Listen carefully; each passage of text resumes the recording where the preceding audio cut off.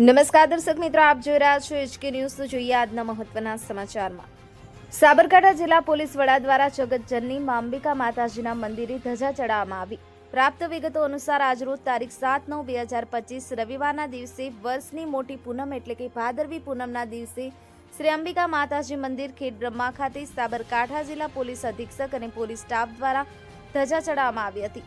જેમાં સાબરકાંઠા જિલ્લા પોલીસ વડા પાર્થરાજસિંહ ગોહિલ અને ઈડર વિભાગીય ડીવાયએસપી શ્રી સ્મિત ગોહિલ સાથે સાબરકાંઠા જિલ્લાના તમામ પોલીસ સ્ટાફના કર્મચારીઓ, તમામ પોલીસ સ્ટેશનના પીઆઈ, પીએસઆઈ, જિલ્લા ટ્રાફિક સ્ટાફ, ખેડબ્રહ્મા પોલીસ સ્ટેશનના તમામ સ્ટાફ હાજર રહ્યો હતો.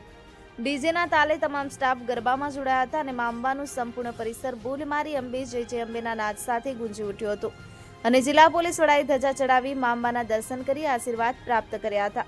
Sanjay Gandhi, HK news, Himmatnagar.